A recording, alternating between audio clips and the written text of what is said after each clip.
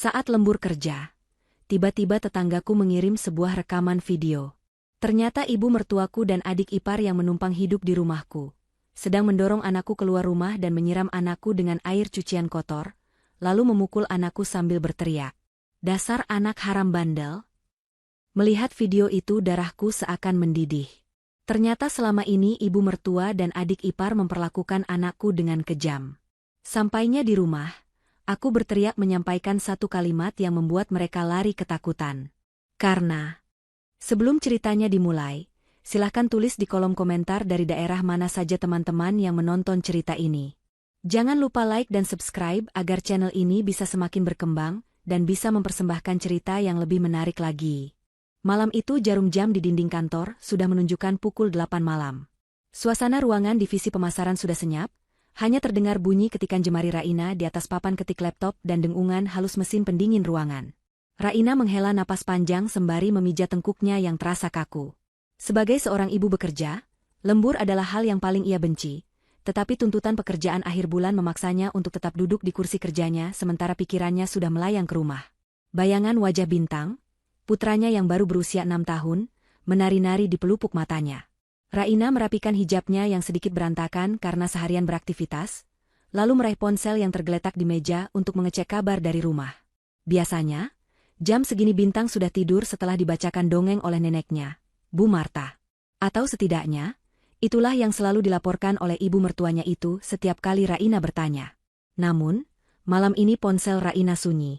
Tidak ada pesan dari Bu Marta maupun Amanda, adik ipar yang juga tinggal di rumahnya. Raina mencoba berpikir positif, mungkin mereka sedang asyik menonton televisi atau sudah terlelap. Raina kembali fokus pada layar laptopnya, berusaha menyelesaikan laporan secepat mungkin agar bisa segera memesan ojek daring dan pulang. Namun, ketenangannya pecah ketika ponselnya bergetar hebat di atas meja kayu yang keras, menimbulkan bunyi yang mengejutkan di ruangan yang sunyi itu.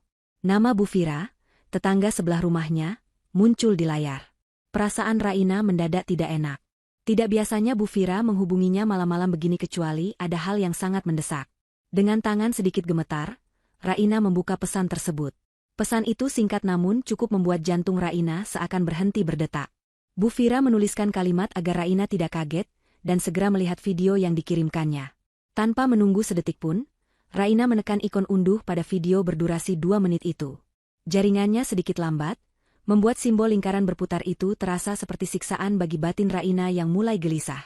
Ketika video itu mulai berputar, dunia Raina seakan runtuh seketika. Video itu diambil dari celah pagar tanaman pembatas rumah Bu Fira dan rumah Raina. Sudut pandangnya jelas mengarah ke teras samping rumah Raina dekat area mencuci.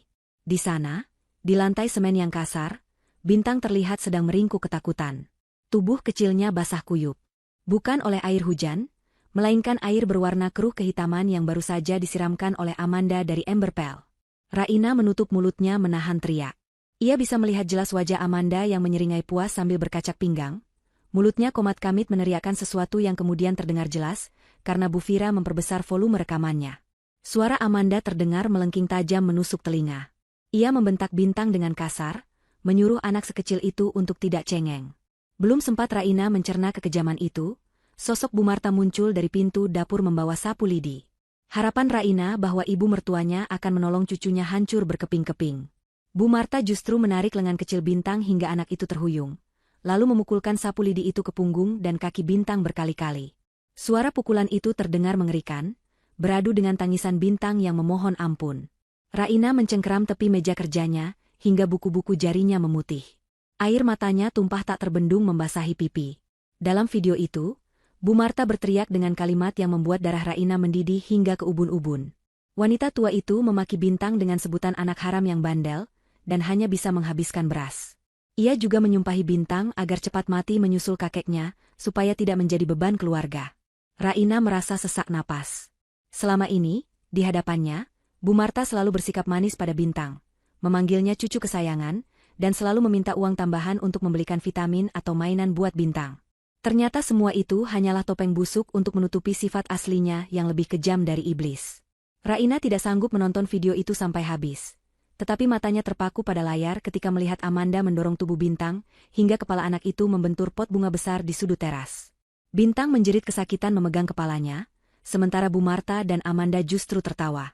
Mereka kemudian menyeret Bintang keluar dari pintu samping dan mengunci pintu, membiarkan anak itu menangis di luar dalam kondisi basah dan kesakitan.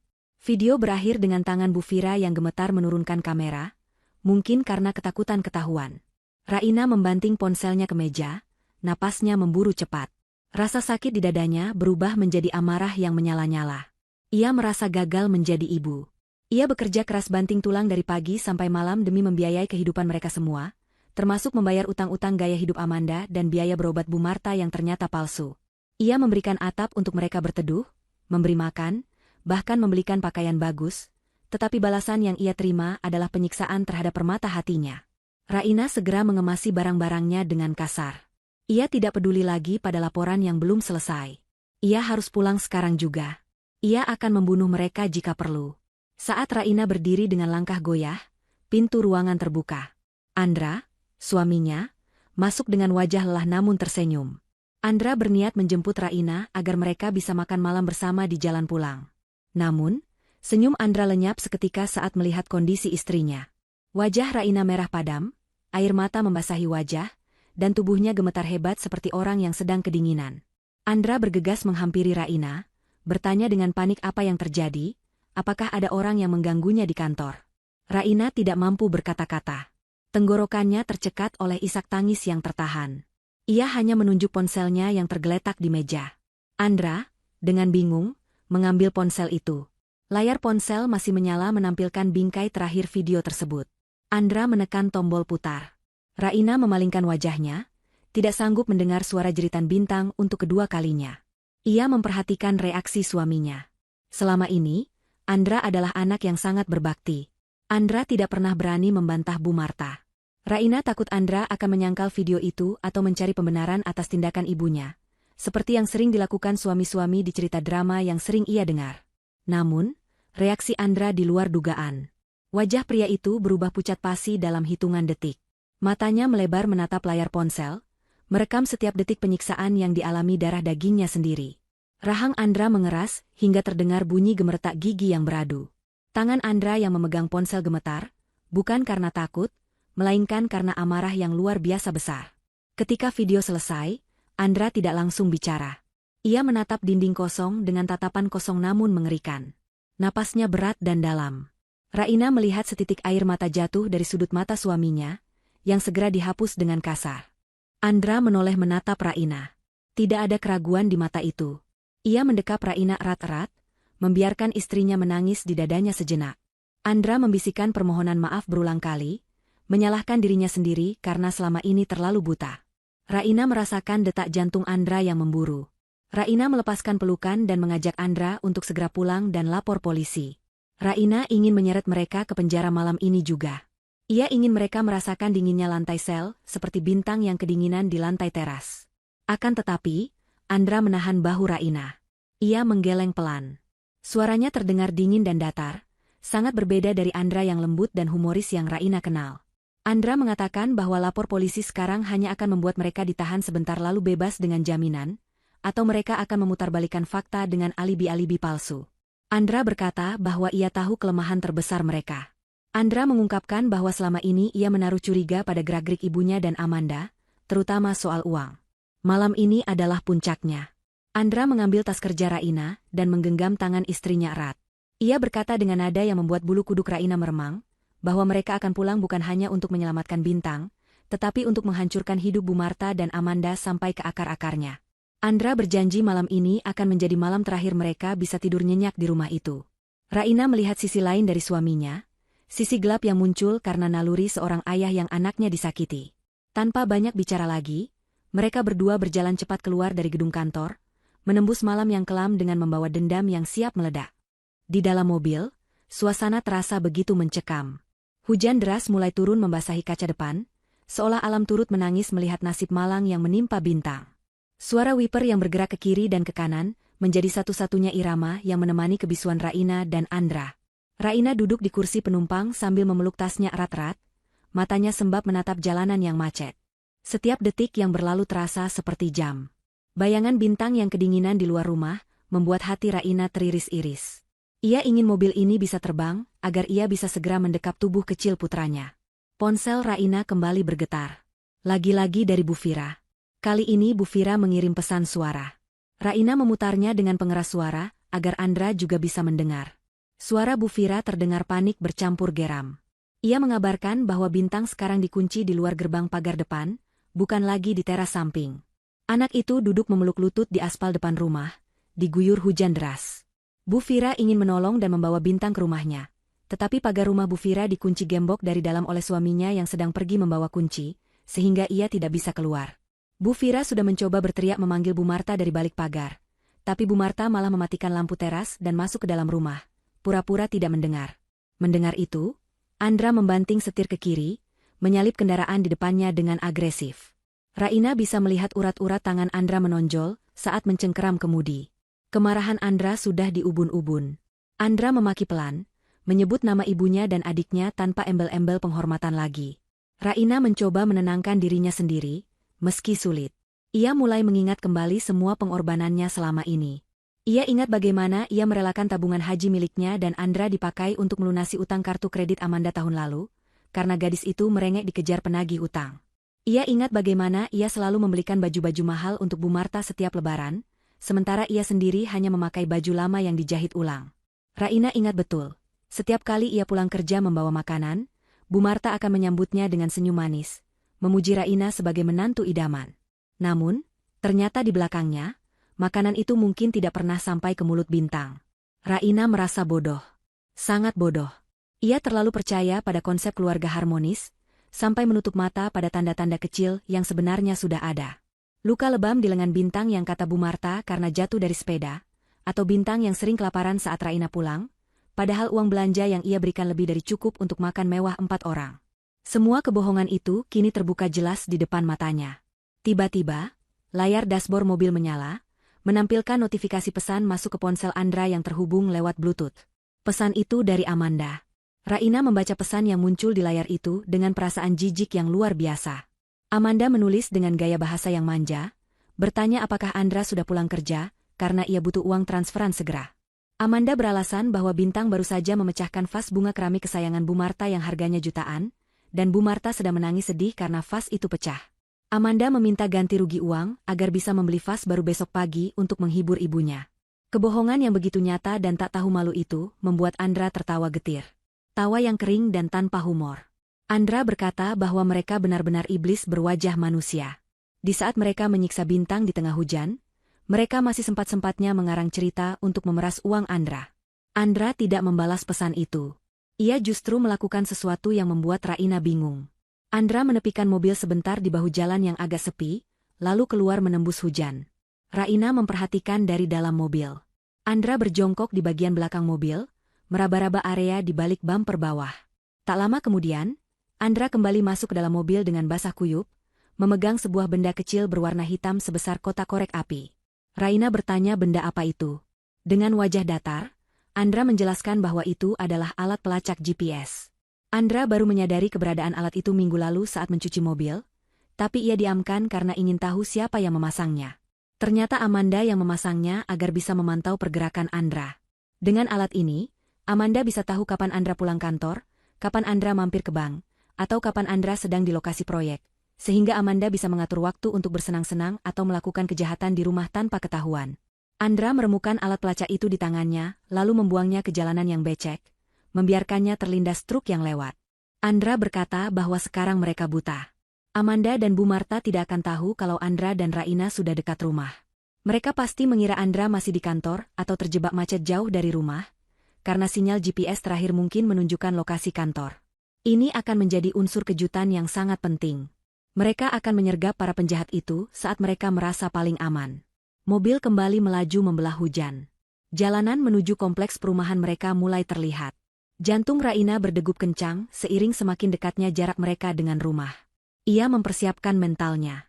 Ia tahu malam ini tidak akan berakhir dengan diskusi baik-baik. Ini adalah perang. Perang seorang ibu untuk anaknya. Raina meraba saku tasnya, memastikan ia membawa kunci cadangan gerbang, meskipun ia ragu apakah ia masih bisa membuka gerbang dengan tangan yang gemetar. Ketika mobil berbelok masuk ke jalan kompleks rumah mereka, lampu jalanan temaram menyinari deretan rumah. Dari kejauhan, Raina sudah bisa melihat rumahnya yang gelap gulita. Tidak ada lampu teras yang menyala, seolah-olah rumah itu kosong. Namun, mata Raina menangkap sosok kecil yang meringkuk di pojok pagar hitam yang tinggi. Bintang. Anak itu tampak seperti gumpalan baju basah yang dibuang sembarangan. Hati Raina hancur lebur melihat pemandangan itu. Bintang tidak bergerak, kepalanya tertunduk di antara lututnya. Andra tidak memarkirkan mobil di garasi. Ia menghentikan mobil tepat di depan pagar dengan rem mendadak, membiarkan mesin tetap menyala dengan lampu sorot yang terang benderang mengarah ke teras rumah. Cahaya lampu mobil menembus sela-sela pagar, menyinari teras yang basah dan pintu depan yang tertutup rapat. Raina langsung melompat turun dari mobil, bahkan sebelum mobil berhenti sempurna. Ia berlari menerjang hujan menghampiri Bintang. Bintang.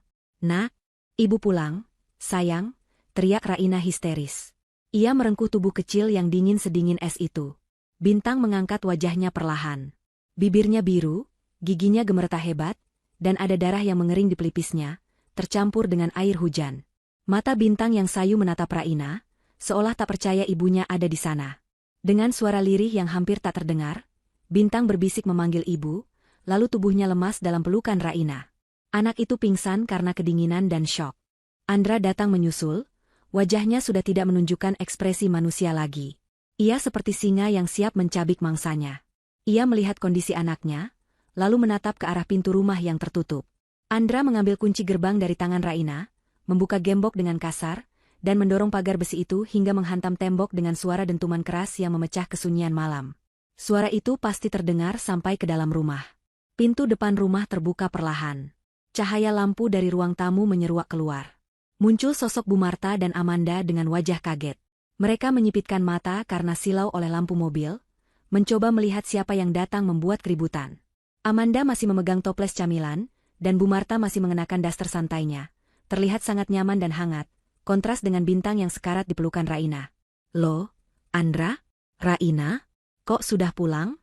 Kenapa nggak bilang-bilang? Tanya Bu Marta dengan nada yang dibuat-buat ramah, seolah tidak terjadi apa-apa.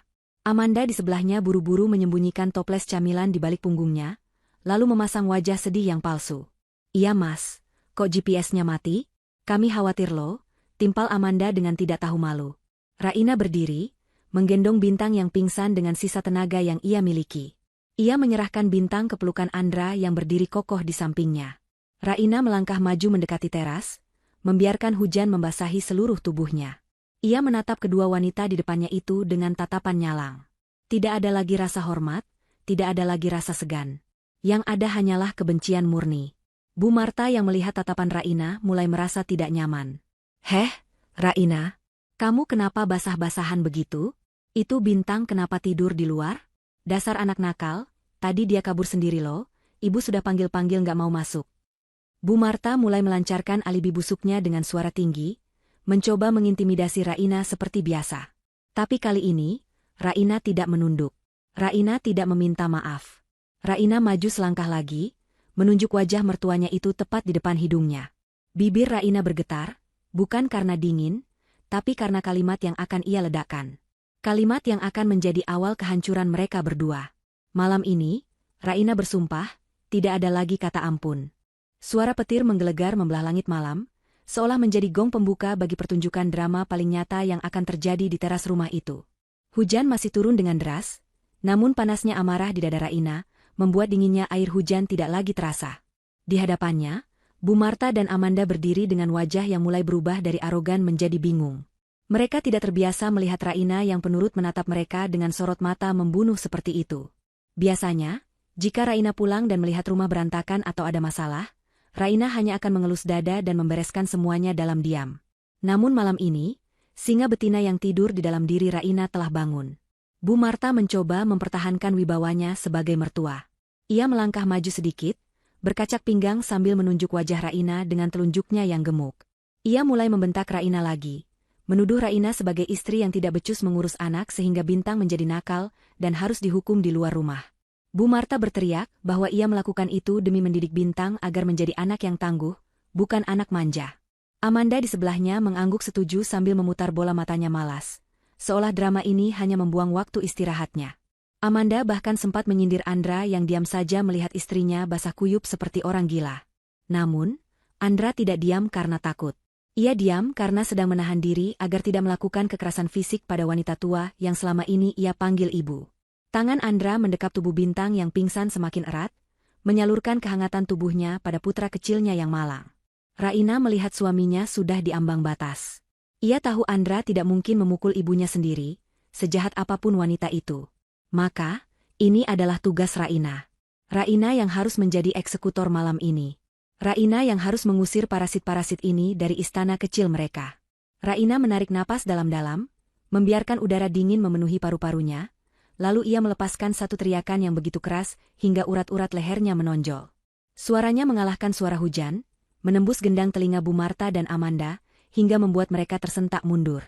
Raina tidak memaki dengan kata-kata kotor. Ia mengucapkan satu kalimat ancaman yang spontan keluar dari mulutnya, karena teringat kecurigaan Andra tentang racun dan sertifikat rumah. Raina berteriak lantang memerintahkan mereka untuk lari sekarang juga atau polisi yang ada di belakangnya akan menangkap mereka berdua, atas tuduhan percobaan pembunuhan berencana menggunakan obat terlarang yang dicampurkan ke makanan suaminya, serta kasus pencurian sertifikat rumah yang sudah mereka rencanakan bulan lalu. Raina menambahkan dengan nada yang sangat meyakinkan bahwa hasil laboratorium rumah sakit sudah keluar hari ini, dan membuktikan ada racun di darah Andra. Itu adalah gertakan kosong. Raina tidak pernah ke rumah sakit hari ini, dan Andra belum pernah tes darah. Raina hanya asal bicara karena emosi memuncak, merangkai potongan-potongan keanehan kesehatan Andra belakangan ini. Hening seketika. Hanya suara hujan yang terdengar. Raina menduga Bu Marta akan tertawa atau balik memarahinya karena menuduh sembarangan. Namun, yang terjadi sungguh di luar dugaan. Wajah Bu Marta yang tadinya merah karena marah, mendadak berubah menjadi pucat pasi seputih kertas. Matanya melotot horor, bibirnya gemetar hebat. Amanda di sebelahnya, bahkan sampai menjatuhkan toples camilan yang ia sembunyikan di punggungnya, hingga pecah berantakan di lantai teras. Reaksi tubuh mereka yang begitu ketakutan bukanlah reaksi orang yang difitnah, melainkan reaksi penjahat yang tertangkap basah. Bu Marta dan Amanda saling berpandangan dengan tatapan panik. Ketakutan terpancar jelas di mata mereka. Mereka termakan gertakan Raina bulat-bulat. Dalam pikiran picik mereka, rencana jahat mereka untuk menyingkirkan Andra secara perlahan demi menguasai harta warisan benar-benar sudah terbongkar. Mereka mengira polisi benar-benar sedang berjalan menuju rumah itu.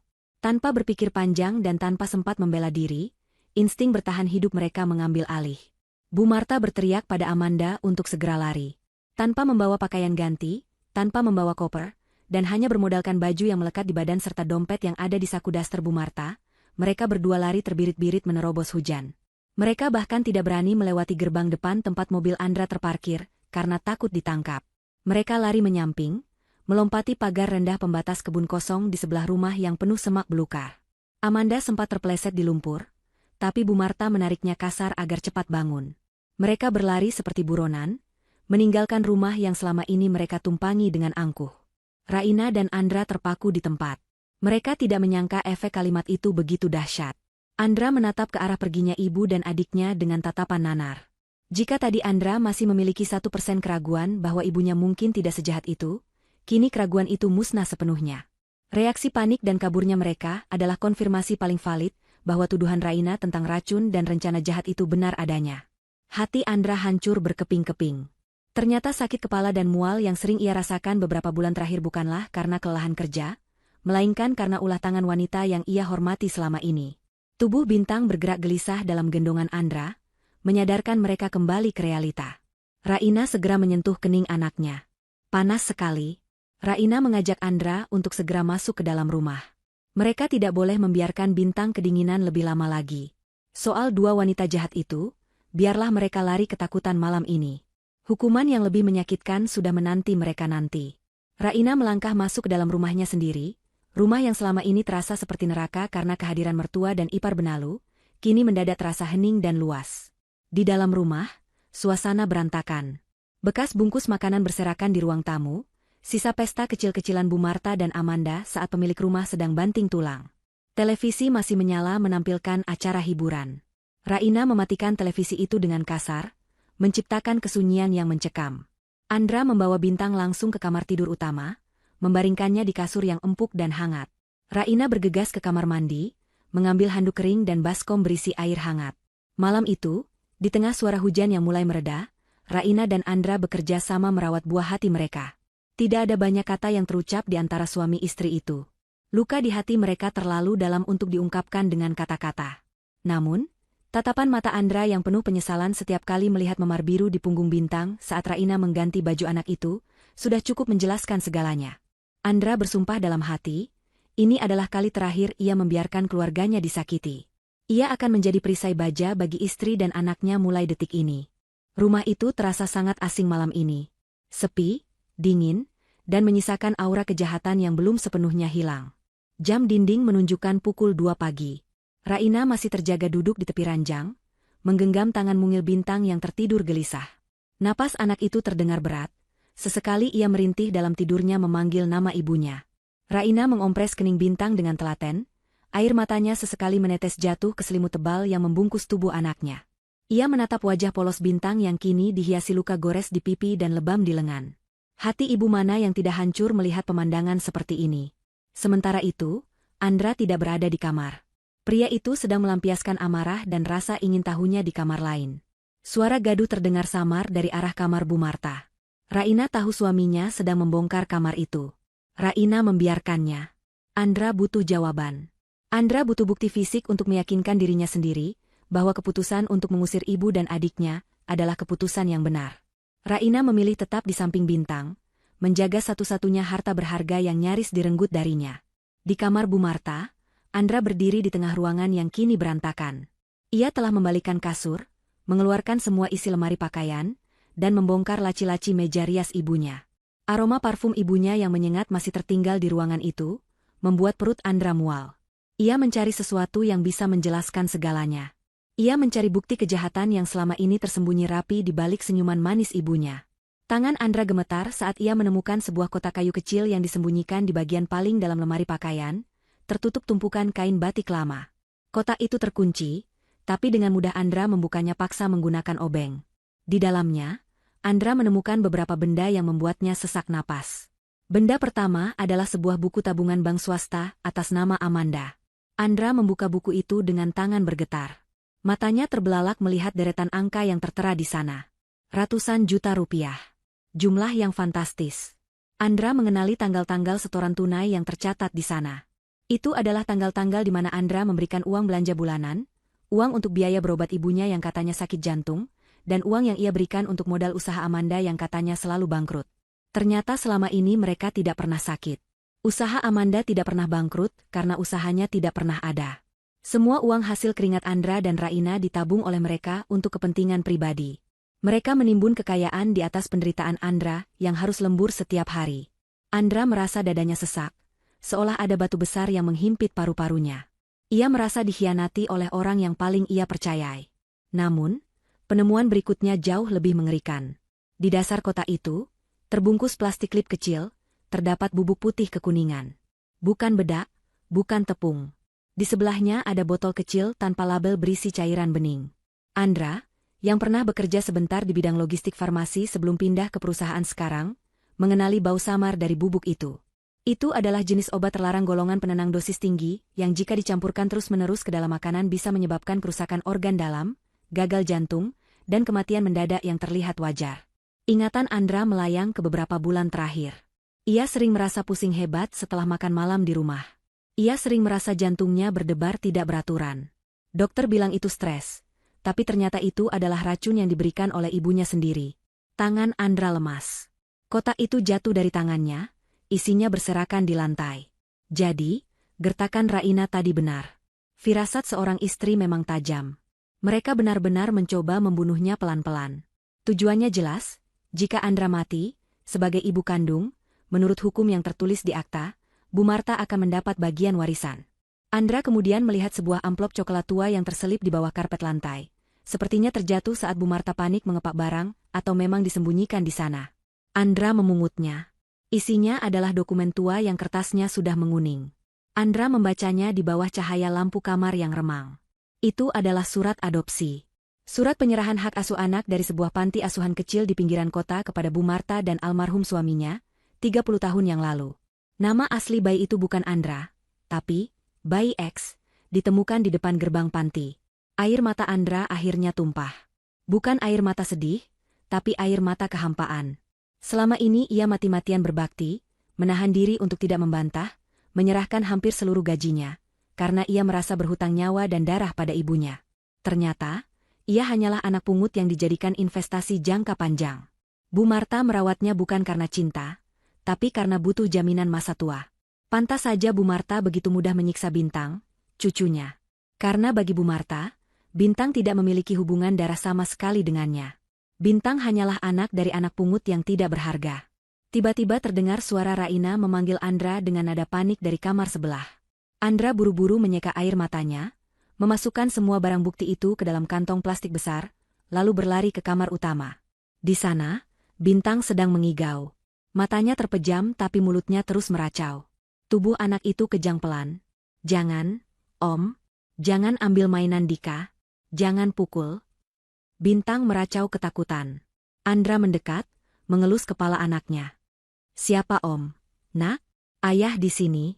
"Nggak ada siapa-siapa," bisik Andra menenangkan. Namun Bintang terus mengigau. Kali ini kalimatnya lebih jelas dan membuat darah Andra kembali mendidih. "Jangan bilang papa. Nenek marah kalau bilang papa. Om Vino jahat. Om Vino minta uang papa." Raina dan Andra saling berpandangan. Nama Vino sama sekali asing bagi mereka. Bintang menyebut nama seorang laki-laki yang sering datang ke rumah dan meminta uang. Ternyata, selama Raina dan Andra pergi bekerja, rumah mereka menjadi tempat Bu Marta menjamu tamu laki-laki. Andra mengepalkan tangannya begitu erat, hingga kukunya menancap ke telapak tangan.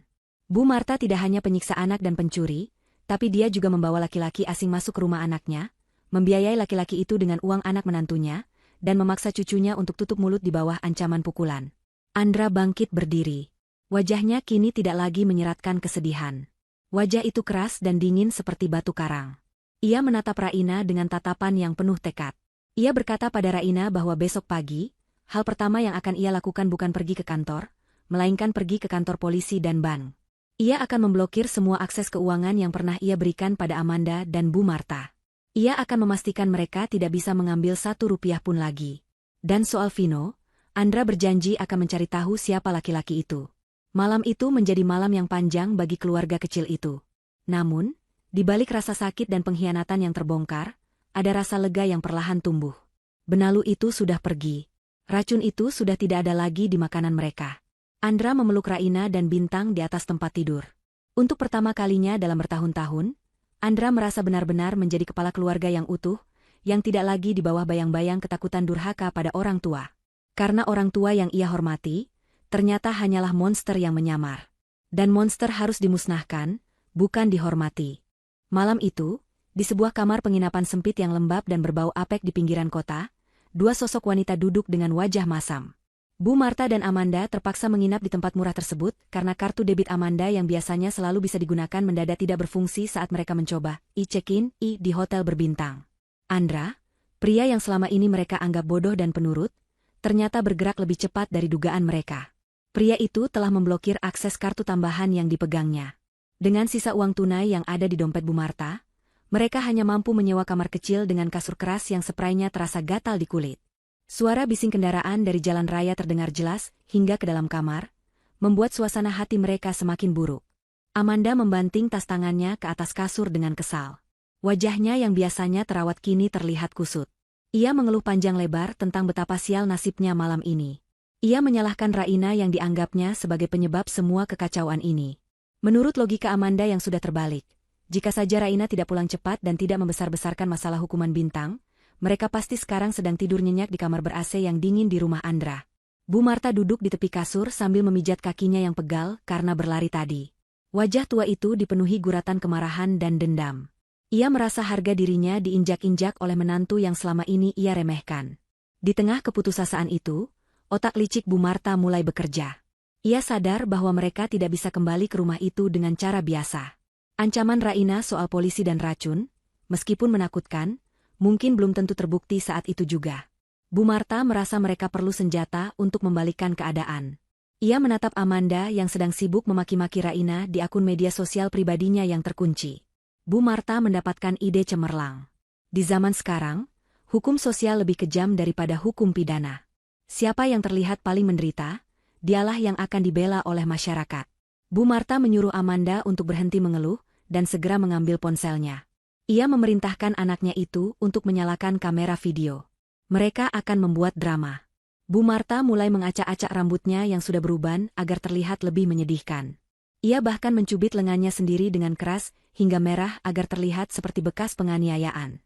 Amanda yang paham rencana ibunya segera mengatur pencahayaan kamar yang remang-remang itu agar suasana terlihat semakin dramatis dan memilukan. Ia memosisikan kamera sedemikian rupa agar wajah ibunya terlihat tirus dan lelah. Rekaman dimulai. Bu Marta, dengan kemampuan akting yang luar biasa manipulatif, mulai menangis terseduh-seduh di depan kamera. Air matanya mengalir deras, seolah ia adalah wanita paling malang di dunia. Dengan suara serak yang dibuat-buat, Bu Marta bercerita kepada netizen bahwa ia baru saja diusir dari rumah anaknya sendiri di tengah hujan deras. Ia mengarang cerita bahwa Raina, menantunya yang berhijab itu, ternyata memiliki sifat asli yang kasar. Bu Marta menuduh Raina memukulnya dan memaksanya tidur di teras, hanya karena ia tidak sengaja menumpahkan air minum. Ia juga menambahkan bumbu fitnah bahwa Raina sering membawa laki-laki lain ke rumah saat Andra bekerja, dan Bintang adalah anak hasil perselingkuhan itu. Amanda ikut masuk dalam bingkai video. Ia memeluk ibunya sambil ikut menangis, berpura-pura menjadi adik ipar yang terzalimi. Amanda mengatakan bahwa ia mencoba membela ibunya, tetapi malah didorong oleh Raina hingga jatuh. Mereka berdua memohon simpati publik, meminta bantuan karena sekarang mereka terlantar tanpa uang dan baju ganti, diusir seperti kucing kurap oleh menantu yang kejam. Setelah merasa akting mereka cukup meyakinkan, Amanda mengunggah video tersebut ke semua platform media sosial miliknya, menandai akun-akun gosip terkenal dan komunitas warga di kota mereka. Ia memberi judul yang provokatif, tegasnya ibu kota, lebih kejam ibu tiri? Bukan. Ini kisah menantu durhaka mengusir mertua sakit-sakitan tengah malam. Efek video itu seperti bola salju yang menggelinding cepat. Dalam hitungan jam, notifikasi di ponsel Amanda meledak. Ribuan komentar bermunculan. Seperti yang mereka harapkan, netizen yang hanya melihat dari satu sisi langsung tersulut emosinya. Kolom komentar penuh dengan hujatan kasar yang ditujukan kepada Raina. Mereka mengutuk Raina, menyebutnya wanita berhati iblis yang tidak tahu diuntung. Banyak yang merasa kasihan melihat wajah tua Bu Marta yang menangis, tanpa tahu bahwa itu hanyalah air mata buaya. Akun media sosial Raina yang ditandai oleh netizen detektif dadakan mulai diserang. Foto-foto Raina bersama Bintang dan Andra dipenuhi komentar caci maki. Keesokan harinya, Raina yang sedang izin tidak masuk kerja untuk mengurus Bintang, dikejutkan oleh rentetan pesan dari teman-teman kantor dan tetangga jauh yang menanyakan kebenaran video tersebut. Raina membuka ponselnya dan seketika tangannya lemas. Ia melihat wajah mertuanya sedang memfitnahnya habis-habisan di layar. Hati Raina sakit sekali. Ia yang menjadi korban, ia yang anaknya disiksa, tapi kini seluruh dunia justru menuduhnya sebagai pelaku kejahatan. Raina membaca komentar-komentar itu dengan mata berkaca-kaca. Ada yang menyuruhnya mati, ada yang mendoakan ia mandul, bahkan ada yang mengancam akan mendatangi rumahnya untuk memberi pelajaran. Raina menangis di meja makan. Ia merasa dunia ini sangat tidak adil. Ia sudah berjuang menjadi istri dan ibu yang baik, menahan diri selama bertahun-tahun menghadapi mertua yang toksik, tapi balasan yang ia terima adalah pembunuhan karakter secara massal. Bintang yang sedang duduk mewarnai di ruang tengah menatap ibunya dengan bingung. Raina buru-buru menghapus air matanya, tidak ingin anaknya melihat ia rapuh. Namun, Andra yang baru saja keluar dari kamar setelah menelepon pengacaranya, melihat istrinya menangis. Andra menghampiri Raina, mengambil ponsel dari tangan istrinya, dan melihat video viral itu. Rahang Andra mengeras. Ia tidak menyangka ibunya bisa sejahat ini. Bukan hanya fisik Bintang yang disakiti, kini nama baik istrinya pun dihancurkan. Namun, berbeda dengan Raina yang panik, Andra justru terlihat tenang. Ketenangan yang mematikan. Andra memeluk Raina, menepuk punggung istrinya pelan. Ia berkata pada Raina untuk tidak membalas satupun komentar itu. Andra melarang Raina membuat klarifikasi tertulis yang emosional. Andra bilang biarkan mereka merasa menang sejenak. Biarkan mereka terbang tinggi dengan kebohongan mereka. Karena semakin tinggi mereka terbang, semakin sakit rasa jatuhnya nanti. Sore harinya, situasi semakin memanas. Beberapa orang yang mengaku sebagai pejuang keadilan sosial, mulai berkumpul di depan kompleks perumahan mereka, meneriakkan kata-kata kotor agar Raina keluar dan meminta maaf pada mertuanya. Satpam kompleks sampai kewalahan menahan mereka. Bu Fira, tetangga yang baik hati, datang menyelinap lewat pintu belakang rumah Raina. Wajah Bu Fira merah pada menahan marah. Ia membawa tabletnya, memperlihatkan bahwa ia juga diserang netizen karena mencoba membela Raina di kolom komentar. Bu Vira mendesak Andra untuk segera bertindak, karena situasi sudah mulai tidak kondusif dan membahayakan keselamatan Bintang. Andra mengangguk. Ia sudah siap. Sejak pagi, ia tidak diam saja. Ia telah mengunduh semua rekaman CCTV dari kamera pengawas milik Bu Vira yang menyorot jelas ke arah teras rumahnya, juga rekaman CCTV dari kamera tersembunyi yang pernah ia pasang di ruang tamu namun sempat ia lupakan, yang ternyata merekam percakapan Bu Marta dan Amanda saat merencanakan skenario jahat mereka sebelum kabur. Andra juga sudah mengumpulkan bukti transfer bank yang menunjukkan aliran dana gila-gilaan ke rekening Amanda, membantah tuduhan bahwa mereka ditelantarkan secara ekonomi. Andra duduk di depan laptopnya. Ia masuk ke akun media sosial pribadinya yang selama ini jarang aktif. Ia menyusun sebuah utas pendek namun padat. Ia tidak menggunakan kata-kata kasar. Ia hanya menulis satu kalimat pembuka. Kebenaran tidak perlu berteriak. Ia hanya perlu ditunjukkan. Berikut adalah kejadian sebenarnya tanpa rekayasa akting. Di bawah kalimat itu, Andra melampirkan 3 buah video. Video pertama adalah rekaman CCTV penyiksaan Bintang yang dikirim Bu Vira. Video kedua adalah rekaman saat Bu Marta dan Amanda tertawa-tawa setelah menyiram Bintang dengan air kotor. Dan video ketiga adalah bukti foto buku tabungan Amanda yang berisi ratusan juta hasil curian, disandingkan dengan bukti transfer gaji Andra. Dengan satu klik tombol, kirim, Andra melepaskan bom waktu yang akan meledakkan kebohongan ibunya. Raina berdiri di belakang kursi suaminya, memegang bahu Andra erat. Mereka berdua menatap layar, menunggu badai yang sesungguhnya datang. Bukan badai untuk mereka, tapi badai untuk para benalu yang sedang bersorak-sorai di kamar hotel sempit mereka, yang tidak sadar bahwa dalam hitungan menit, hidup mereka akan berubah menjadi mimpi buruk yang abadi. Jari-jari netizen yang tadinya sibuk mengetikkan sumpah serapah di akun Raina mendadak berhenti. Hening melanda jagat maya sejenak ketika unggahan Andra mulai muncul di beranda mereka. Video CCTV yang jernih itu berbicara lebih lantang daripada 1000 kata-kata manis Bu Marta. Dalam video itu, terlihat jelas dengan mata telanjang bagaimana Bu Marta memukulkan sapu lidi ke tubuh kecil Bintang tanpa ampun. Terlihat jelas ekspresi kejam di wajah Amanda saat menyiramkan air kotor. Suara jeritan Bintang dan makian kasar, "Anak haram," dari mulut Bu Marta terdengar sangat nyata, meruntuhkan citra nenek teraniaya yang baru saja mereka bangun beberapa jam lalu. Reaksi publik berbalik arah dengan kecepatan cahaya. Jika sebelumnya mereka menghujat Raina, kini gelombang kemarahan itu berbalik menghantam Bu Marta dan Amanda dengan kekuatan 10 kali lipat. Netizen merasa ditipu mentah-mentah. Mereka merasa dipermainkan oleh air mata palsu. Kolom komentar di video klarifikasi Andra dibanjiri permintaan maaf kepada Raina dan kutukan keras untuk Bu Marta. Tagar baru mulai bermunculan dan menjadi tren nomor 1. Nenek penyihir, Save Bintang, dan tangkap benalu. Di kamar penginapan yang sempit, Amanda sedang asyik memoles kukunya sambil tersenyum puas membaca komentar-komentar jahat di akun Raina. Ia merasa menang. Ia membayangkan sebentar lagi Andra akan datang menjemput mereka, berlutut minta maaf, dan memberikan uang yang banyak agar nama baiknya pulih. Namun, senyum itu lenyap seketika saat notifikasi ponselnya berbunyi tanpa henti, kali ini dengan nada yang jauh lebih agresif. Amanda membuka salah satu notifikasi dan matanya terbelalak. Ia melihat video CCTV itu. Wajahnya memucat. Ia mengguncang tubuh ibunya yang sedang tidur-tiduran. Bu Marta bangun dengan kaget. Saat ia melihat layar ponsel Amanda, jantungnya seakan berhenti berdetak. Video kejam itu, video saat ia memukul cucunya, kini ditonton oleh jutaan orang. Komentar-komentar yang masuk begitu mengerikan.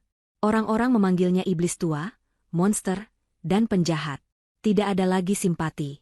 Yang ada hanyalah kebencian murni dari masyarakat yang muak melihat kekerasan pada anak. Bu Marta gemetar hebat. Ia mencoba menghapus video drama yang ia buat tadi pagi, tapi percuma. Video itu sudah diunduh dan disebarkan ulang oleh ribuan akun lain sebagai bukti kebohongan mereka. Jejak digital tidak bisa hilang. Kepanikan melanda ruangan kecil itu. Mereka sadar mereka tidak bisa keluar kamar. Wajah mereka sudah dikenali satu negara. Amanda mencoba menelepon teman-temannya untuk meminta bantuan, tapi tidak ada satupun yang mengangkat. Bahkan teman-teman sosialitanya yang dulu sering ia traktir pakai uang Andra, kini memblokir nomornya. Mereka jijik dan takut terbawa masalah. Amanda menangis histeris, kali ini tangisan nyata karena ketakutan. Di tengah kekacauan itu, pintu kamar penginapan diketuk keras. Bu Marta dan Amanda tersentak kaget, mengira itu polisi.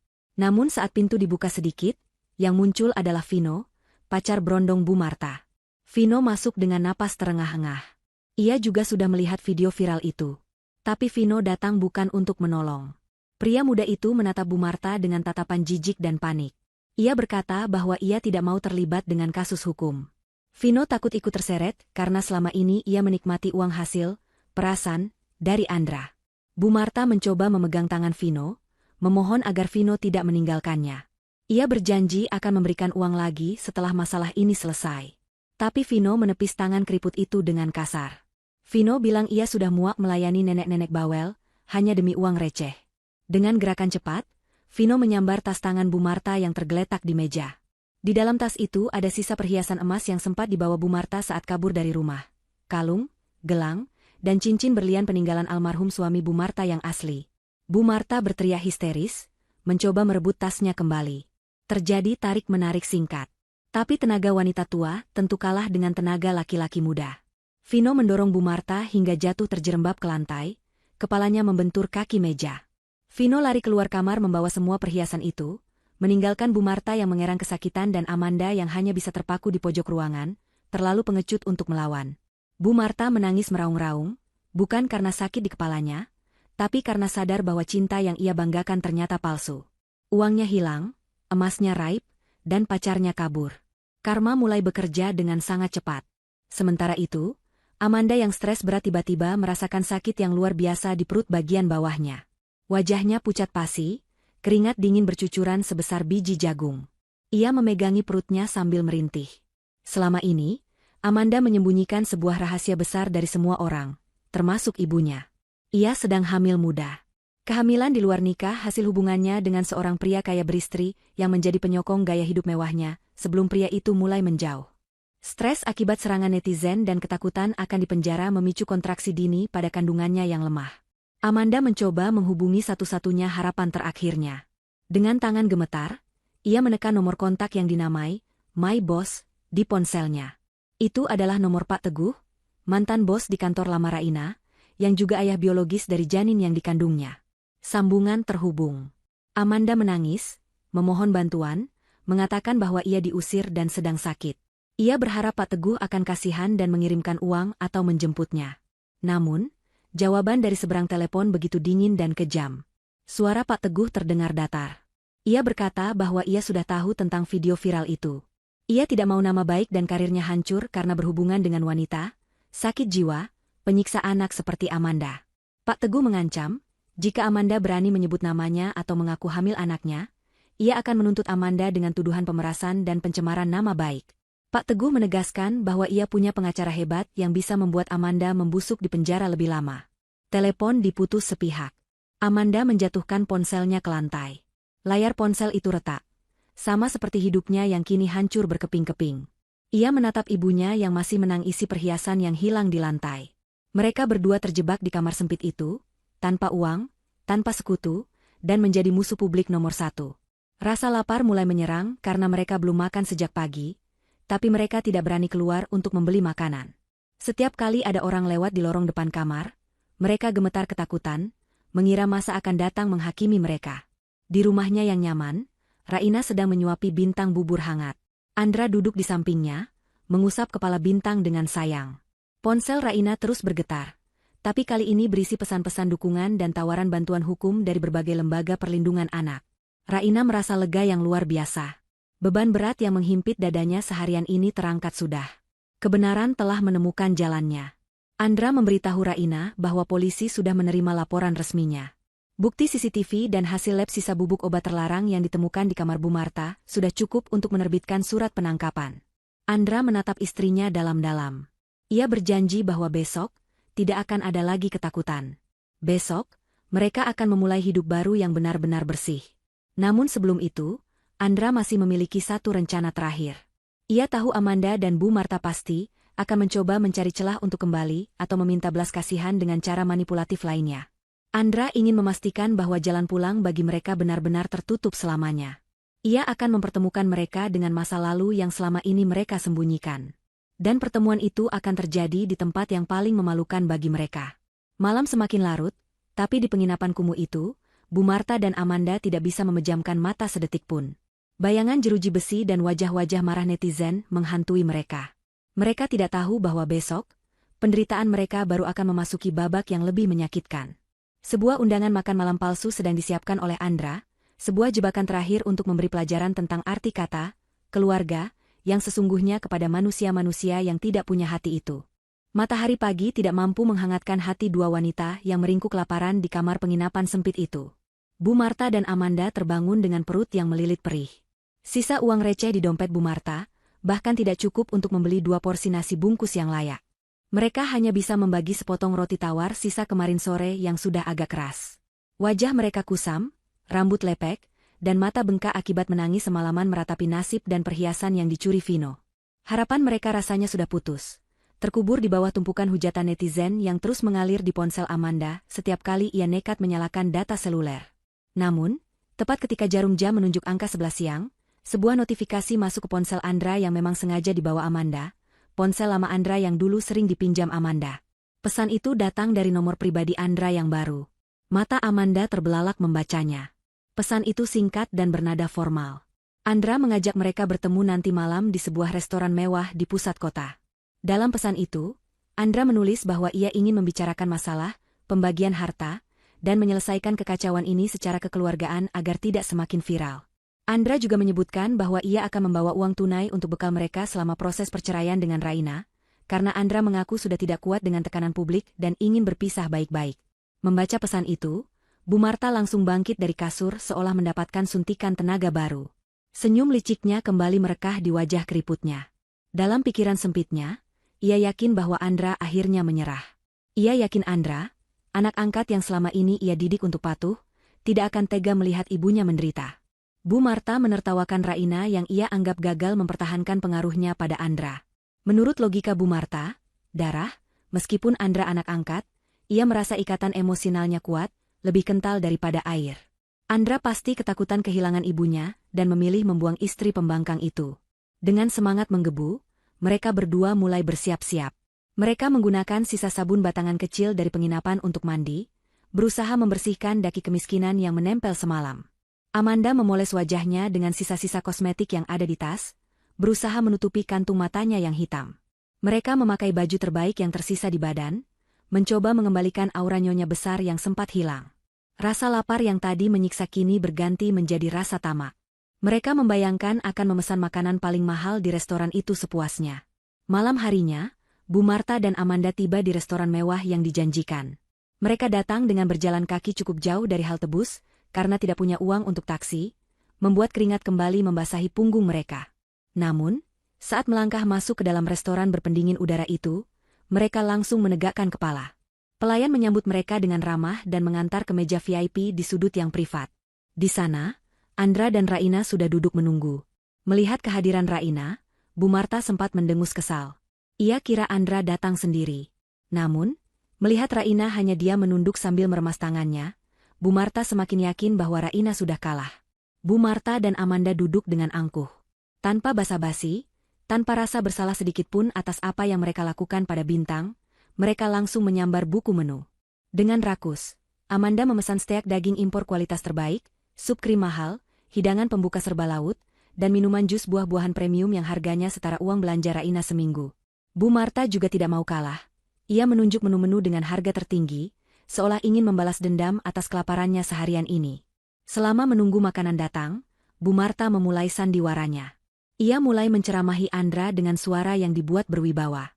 Ia mengatakan bahwa ia bersedia memaafkan Andra yang telah durhaka mengusirnya, asalkan Andra segera mengurus perceraian dengan Raina dan menyerahkan sertifikat rumah kembali ke tangannya. Bu Marta beralasan bahwa Raina adalah pembawa sial yang membuat keluarga mereka hancur. Amanda ikut menimpali sambil mengunyah roti pembuka dengan kasar, mengatakan bahwa gara-gara video Raina, ia jadi stres dan kehilangan teman-temannya. Ia menuntut ganti rugi uang tunai malam ini juga untuk membeli ponsel baru dan pindah ke apartemen yang layak. Andra hanya mendengarkan.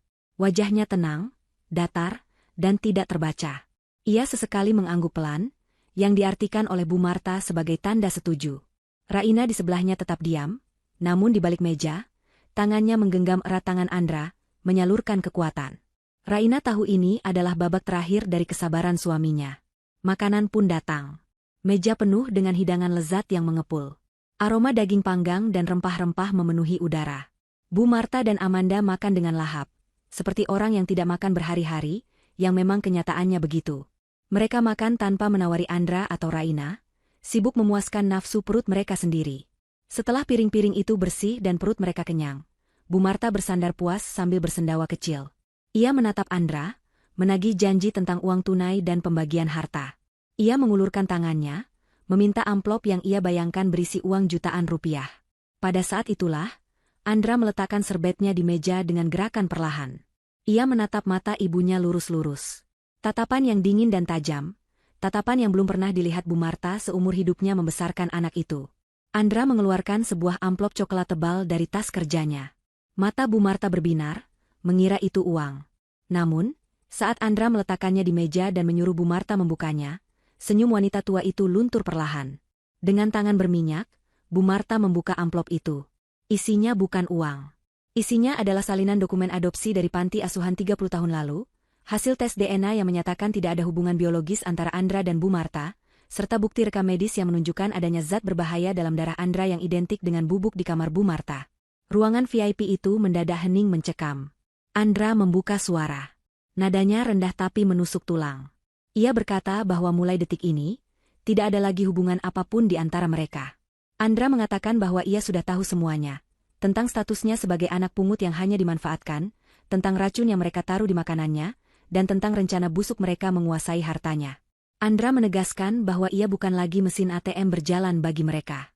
Kewajiban bakti seorang anak gugur ketika orang tua berniat mencelakai anaknya. Bu Marta gemetar memegang kertas-kertas itu. Wajahnya pucat pasi, lebih pucat dari saat Raina menggertaknya kemarin. Ia mencoba menyangkal, mencoba memanipulasi dengan air mata, mengatakan bahwa ia tetaplah ibu yang membesarkannya. Tapi Andra sudah kebal. Andra berdiri, diikuti oleh Raina. Andra merapikan jasnya lalu berkata bahwa pertemuan ini adalah perpisahan. Andra tidak akan menuntut mereka atas biaya perawatan selama ia kecil. Ia menganggap itu lunas dengan semua gaji yang sudah ia serahkan selama ini.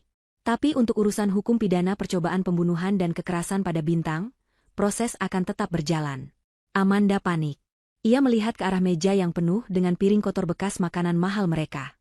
Ia bertanya siapa yang akan membayar semua ini. Tagihannya pasti jutaan rupiah. Dengan senyum tipis yang penuh kepuasan, Andra menjawab bahwa ia hanya akan membayar 2 gelas air mineral yang ia dan Raina minum. Selebihnya, karena mereka sudah bukan keluarga lagi dan Bu Marta selalu mengaku sebagai nyonya besar yang kaya raya, silakan bayar sendiri. Andra dan Raina berbalik badan, melangkah keluar ruangan tanpa menoleh lagi. Di belakang mereka, terdengar teriakan panik Bu Marta dan Amanda memanggil nama Andra. Pelayan restoran segera masuk membawa tagihan. Ketika pelayan menyadari bahwa Andra sudah pergi dan dua wanita itu tidak punya uang, suasana berubah kacau. Manajer restoran datang dengan wajah garang. Bu Marta dan Amanda menangis memohon, tapi pihak restoran tidak peduli. Mereka ditahan. Ponsel Amanda disita sebagai jaminan, dan mereka digiring ke dapur belakang. Malam itu berakhir tragis bagi sang nyonya besar.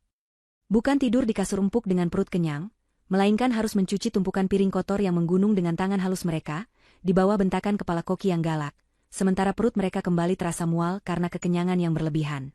Keesokan harinya, berita tentang keributan di restoran mewah itu menyebar di grup-grup pesan warga kota, menambah panjang daftar aib Bu Marta dan Amanda.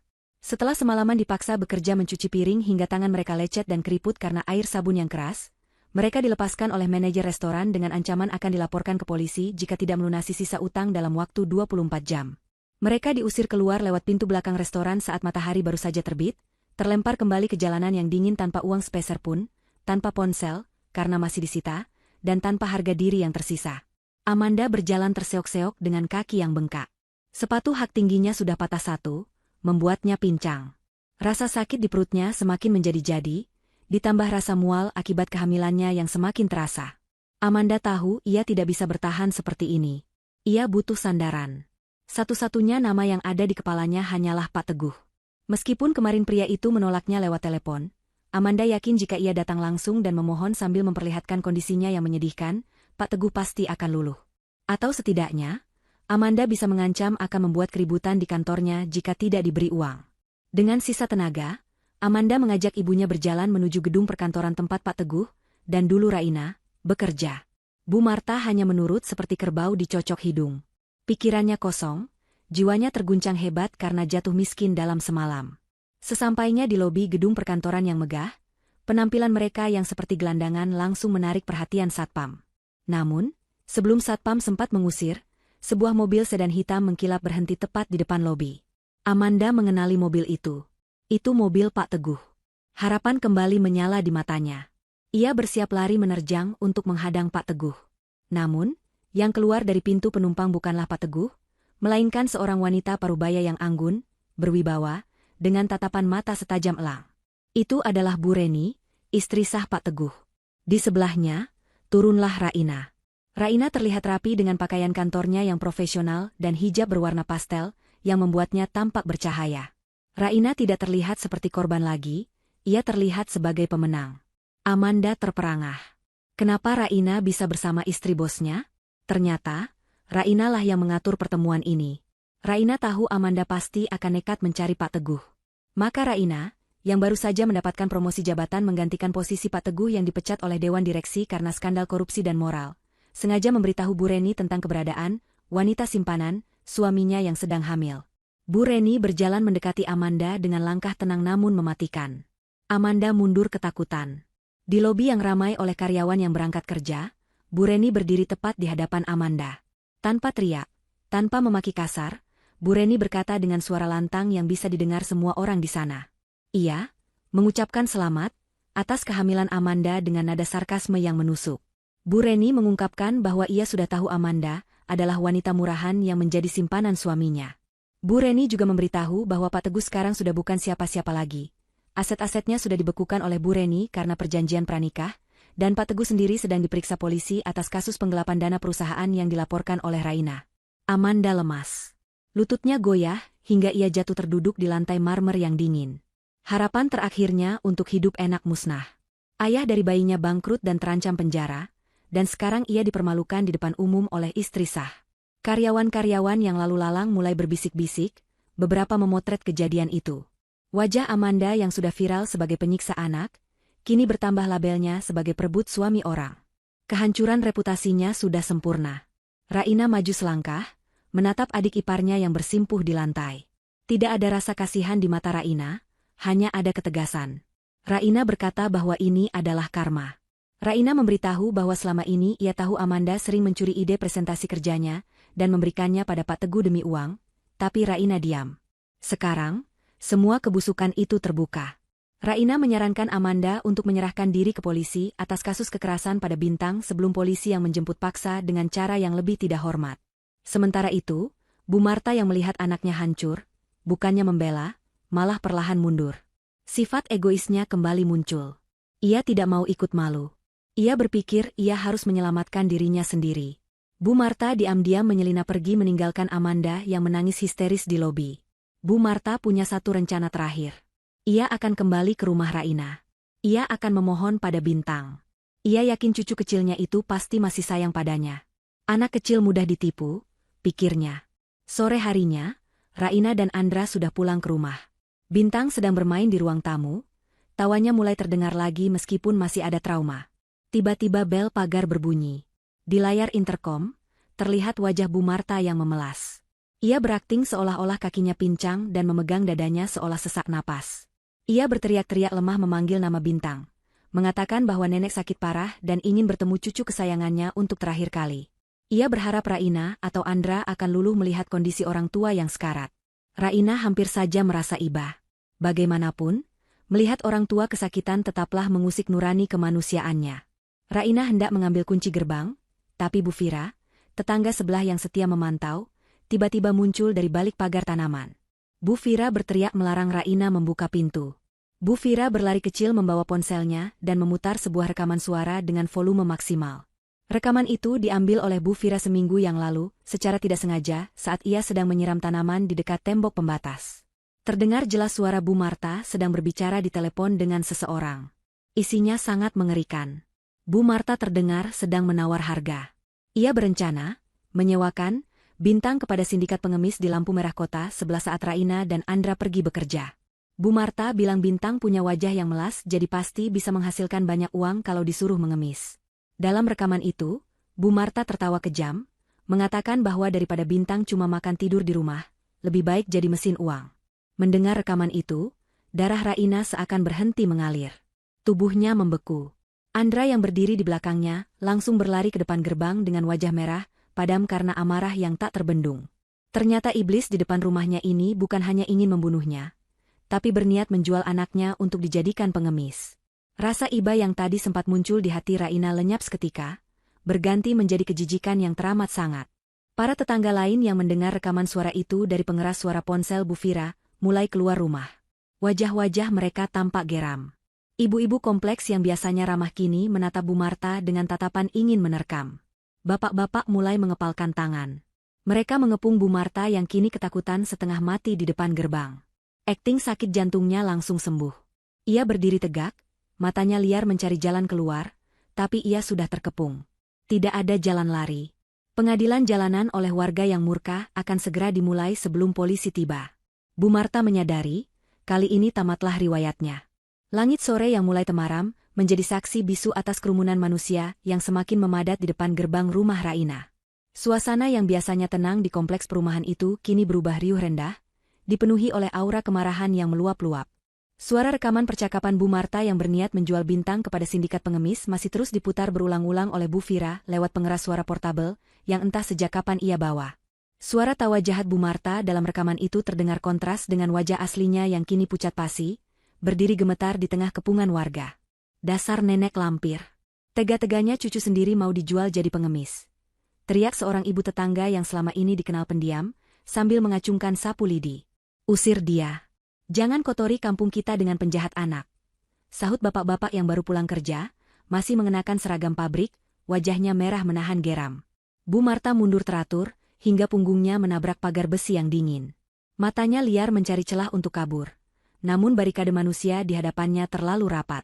Tidak ada kekerasan fisik yang brutal, warga masih sadar hukum, tetapi sanksi sosial yang mereka berikan jauh lebih menyakitkan. Tatapan mata mereka penuh dengan penghinaan dan jijik. Ludah-ludah kebencian dilontarkan ke aspal tepat di dekat kaki Bu Marta. Spanduk kain putih bertuliskan cat merah, dilarang masuk bagi penyiksa anak, yang dibuat mendadak oleh pemuda Karang Taruna sudah terpasang miring di pagar rumah seberang, menjadi latar belakang yang ironis bagi kehancuran martabat Bu Marta. Raina dan Andra masih berdiri di teras, memeluk Bintang erat-erat. Raina menutup telinga Bintang agar anak itu tidak mendengar cacian kasar orang-orang, namun mata Raina menatap lurus ke arah mertuanya. Tidak ada lagi rasa kasihan. Rekaman suara itu telah membunuh sisa-sisa rasa hormat di hatinya. Andra, dengan rahang mengeras, mengeluarkan ponselnya dan menelepon polisi. Ia tahu, masa yang marah bisa bertindak di luar kendali jika tidak segera ditangani aparat. Di tengah kekacauan itu, muncul sosok Amanda yang berjalan tertatih-tatih dari arah tikungan jalan. Ia baru saja kembali dari gedung kantor Pak Teguh dengan hati hancur, berniat menyusul ibunya untuk meminta perlindungan. Namun, pemandangan yang ia lihat membuatnya membeku. Ibunya dikepung seperti maling ayam. Amanda yang panik hendak berbalik arah untuk kabur, tetapi seorang remaja masjid melihatnya. Itu anaknya. Itu si tante jahat yang nyiram air kotor. Teriak remaja itu sambil menunjuk Amanda. Perhatian warga terpecah. Sebagian massa mulai bergerak mendekati Amanda. Amanda menjerit ketakutan. Insting pengecutnya muncul. Ia mencoba berlari meski kakinya pincang dan perutnya sakit. Namun, karma bekerja dengan cara yang sangat puitis dan presisi. Saat Amanda mencoba berbalik dan berlari kencang, ujung sepatu haknya yang sudah rusak tersangkut di lubang jalan. Tubuhnya oleng, dan ia jatuh terjerembab dengan keras ke arah taman pinggir jalan. Nasib sial belum berhenti di situ. Tubuh Amanda jatuh menimpa sisa-sisa pecahan vas bunga keramik besar yang dulu pernah ia lemparkan, dan ia tuduhkan dipecahkan oleh Bintang. Pecahan keramik tajam itu menggores betisnya dalam-dalam, dan benturan keras membuat tulang kering kakinya patah seketika. Suara kertak tulang yang mengerikan terdengar, disusul jeritan melengking Amanda yang menyayat hati. Ia berguling-guling di tanah memegangi kakinya yang bengkok dengan posisi tidak wajar, darah segar mengalir deras membasahi tanah. Rasa sakit fisik yang luar biasa bercampur dengan rasa sakit di perutnya, akibat kontraksi kehamilan yang semakin hebat. Tidak lama kemudian, suara sirine mobil polisi meraung-raung memecah keributan. 2 mobil patroli berhenti di depan kerumunan. Polisi berseragam lengkap turun dengan sigap, meminta warga untuk mundur dan memberi jalan. Bu Marta yang melihat polisi datang justru merasa sedikit lega, ia berpikir polisi akan menyelamatkannya dari amuk massa. Ia berlari kecil mendekati polisi dengan wajah memelas, hendak mengadu bahwa ia dianiaya warga. Namun, harapan Bu Marta hancur seketika. Polisi itu tidak datang untuk melindunginya. Salah satu petugas mengeluarkan selembar kertas resmi dan membacakannya dengan lantang di hadapan semua orang. Saudari Marta, Anda kami tangkap atas dugaan tindak pidana kekerasan terhadap anak di bawah umur, percobaan perdagangan manusia, serta percobaan pembunuhan berencana terhadap saudara Andra menggunakan zat kimia berbahaya. Anda berhak diam, dan segala perkataan Anda bisa digunakan di pengadilan. Klik. Suara borgol besi yang dingin mengunci kedua pergelangan tangan Bu Marta. Wajah Bu Marta runtuh seketika. Ia meronta, berteriak bahwa itu fitnah, bahwa ia adalah korban. Tapi bukti hasil laboratorium tentang residu obat terlarang di makanan Andra dan di kamar Bu Marta sudah keluar siang tadi, menjadi dasar penangkapan yang kuat. Andra menyerahkan bukti-bukti itu dengan lengkap. Sementara itu, Amanda yang masih meraung kesakitan di tanah juga didatangi polisi wanita dan tim medis. Meskipun ia sedang kesakitan, prosedur hukum tetap berjalan. Polisi membacakan status tersangka kepada Amanda atas kasus penganiayaan anak yang terekam CCTV. Amanda menangis histeris, memohon ampun, memanggil-manggil nama Pak Teguh yang tidak akan pernah datang, dan memanggil ibunya yang kini sudah digiring masuk ke mobil polisi. Warga bersorak-sorai melihat pemandangan itu. Rasain lo, makanya jangan jahat sama anak kecil, teriak salah satu warga. Tepuk tangan riuh terdengar saat mobil polisi membawa Bu Marta pergi. Sementara Amanda dinaikkan ke ambulans dengan pengawalan ketat polisi, menuju rumah sakit Polri untuk diobati sebelum dijebloskan ke sel tahanan. Malam itu, kompleks perumahan Raina kembali tenang, namun ketenangan itu terasa berbeda. Udara terasa lebih bersih, seolah racun yang selama ini mengotori lingkungan mereka telah disapu bersih. Andra menutup pintu gerbang yang kini terasa kokoh. Ia berbalik menatap Raina dan Bintang yang menunggu di ambang pintu. Raina tersenyum, senyum yang lepas dan tulus. Andra berlutut, memeluk kaki istri dan anaknya. Malam ini, mereka bisa tidur nyenyak tanpa perlu mengunci pintu kamar tidur dengan rasa takut. Hantu-hantu masa lalu itu sudah pergi, dikurung di balik jeruji besi di mana mereka seharusnya berada. 2 tahun telah berlalu sejak malam penangkapan yang menggemparkan itu. Waktu berjalan dengan keadilan yang ditegakkan sesempurna mungkin. Roda nasib berputar, menempatkan setiap orang pada posisi yang pantas mereka dapatkan. Di sebuah lembaga pemasyarakatan wanita yang suram dan lembab, Bu Marta duduk termenung di pojok sel yang sempit. Tidak ada lagi sisa-sisa kemewahan di wajahnya. Rambutnya memutih sepenuhnya dan dipotong pendek asal-asalan. Tubuhnya kurus kering, kulitnya kusam penuh bercak jamur karena sanitasi yang buruk. Ia divonis 15 tahun penjara atas akumulasi kejahatannya, percobaan pembunuhan berencana dan kekerasan anak. Usianya yang tua tidak membuatnya mendapatkan belas kasihan di dalam penjara.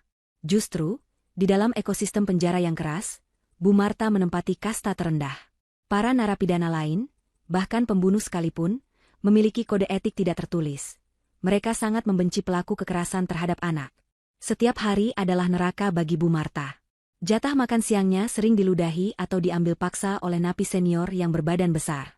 Saat jam istirahat di lapangan, ia sering menjadi bulan-bulanan, didorong, disandung, atau dilempari batu kerikil sambil diteriaki, "Nenek lampir."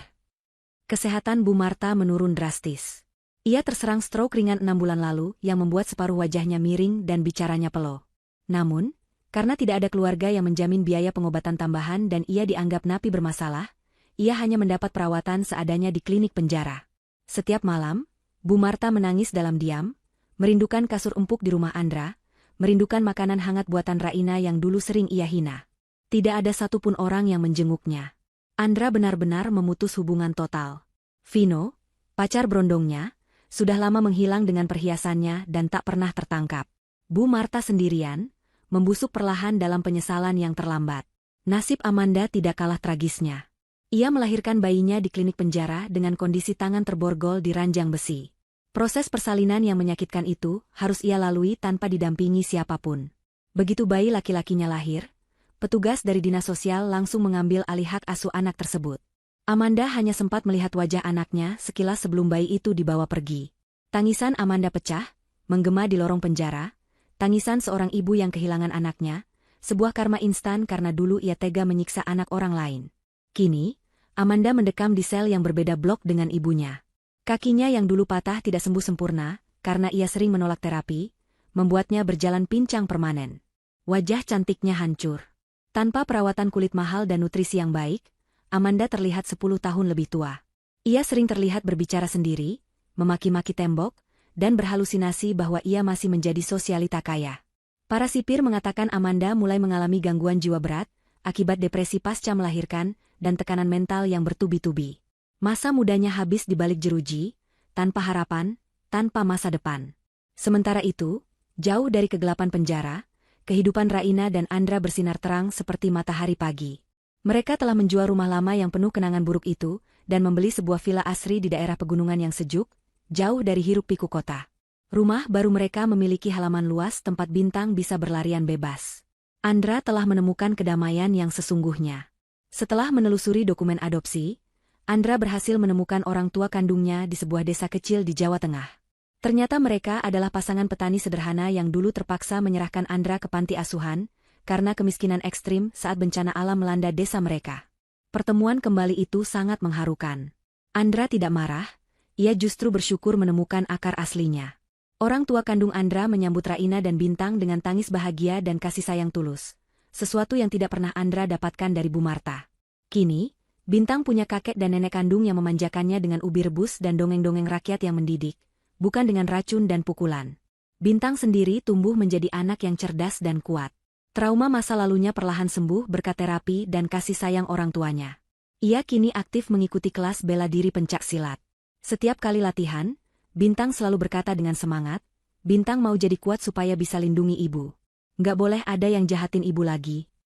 Raina sering meneteskan air mata haru melihat perkembangan putranya. Sore itu, Raina sedang duduk santai di teras belakang rumah barunya, menikmati secangkir teh hangat sambil melihat Andra dan Bintang bermain bola di halaman rumput. Angin pegunungan membelai wajahnya yang tertutup hijab lembut, membawa aroma pinus yang menyegarkan. Tiba-tiba, ia teringat pada satu kotak kardus yang belum sempat ia bongkar sejak pindahan. Di dalam kardus itu ada ponsel lamanya yang sudah lama tidak dipakai. Iseng, Raina mengambil ponsel itu dan menyalakannya. Baterainya masih tersisa sedikit.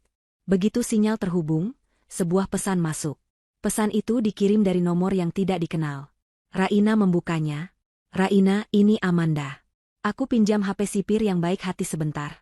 Tolong kami, Raina. Ibu stroke, aku sakit-sakitan di sini. Makanan di sini keras, airnya bau. Tolong kirim uang sedikit saja buat kami beli sabun dan makanan layak. Kami mohon, kami keluarga kalian. Raina membaca pesan itu tanpa ekspresi. Dulu, mungkin hatinya akan bergetar kasihan. Tapi sekarang, ia teringat kembali pada video Bintang yang disiram air comberan.